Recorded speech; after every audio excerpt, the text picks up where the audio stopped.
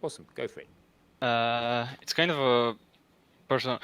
How does one get into the video game industry? So firstly, you want that course there, which we made for you in hash AMA Feb. Rick has made a whole course about that, and Rick, you should answer the question. Yeah, so I assume you're asking how do you get employed as opposed to how do you start your own indie game business. If you want to be an indie game developer, make games and sell those games, then the way to start is by just starting to make games and obviously learning how to do that and getting better at it. If you're talking about how do you get a job, then first of all you need to Which one are you talking about, by the way? I would most prefer a job. Okay. But I'm still a bit unsure about that because I live in a smaller country in Europe, and I don't think that there are many studios here. And well, most studios I know of are either in America or the closest one is Poland, named CD Projekt Red.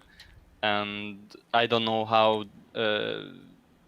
Are there even internships and such? Like how is it possible for me to start somewhere? Cool. What country do you live in? I live in Hungary, and Hungary. Got I it. currently study economic informatics, but I'm mainly interested in video game design, and I like to work with game programming, Yep. Got it. gameplay programming. Cool. So you've got 3 or 4 elements in your situation. Let me touch on a couple of those. And this is great if anyone else is listening that's in a similar situation.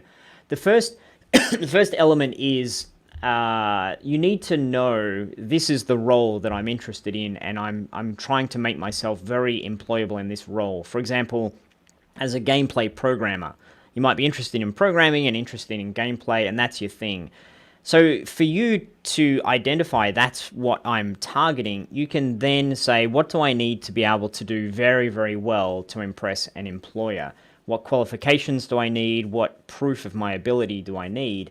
And then you go about the journey of getting really good at that. If you're really, really good as a gameplay programmer, you can get a job as a gameplay programmer. You can overcome certain hurdles. One hurdle is being able to work in another country. So let me talk about that.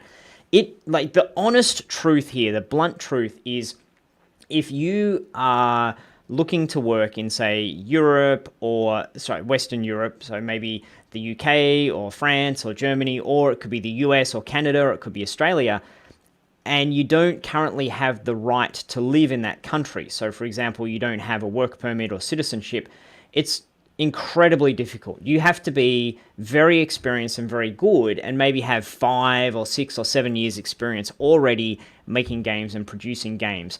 There won't be any sort of internship at all unless you win some sort of prize where they say, hey, we're going to give a prize to a particular person, some very random competition.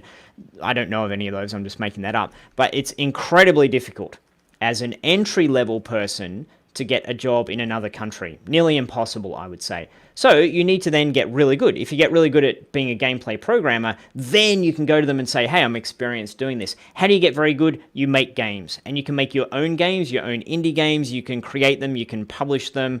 If you have a game that's been a hit that has really well thought out gameplay and you can prove, look at my programming skills here, then you can apply for a position that could be more of an intermediate or advanced programmer position, and you have an opportunity of getting sponsored to do that.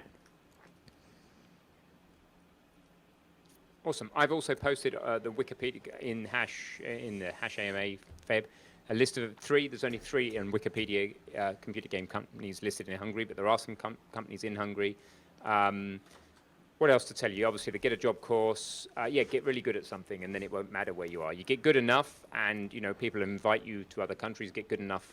Again, they may even consider you remote working. The problem with remote working with games often is that it's so hard to get the assets moved around, the big assets moved around, that you often can't do it. It's going to depend on the company. With an indie studio with smaller asset bases, you might well be able to use a distributed system. But with a bigger studio with huge assets, sometimes that's just not possible because they can't get the data to you.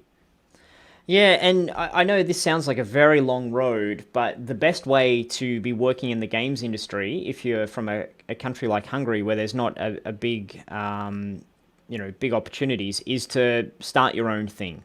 If you've got the ability to support yourself while you do that, live in the basement with your parents, so to speak. Find one or two friends who are interested. That's the best way. Then you're doing it. You're making games. You're making games potentially for a living if you can make good games, and it takes time, but that's the number one way to succeed at doing that.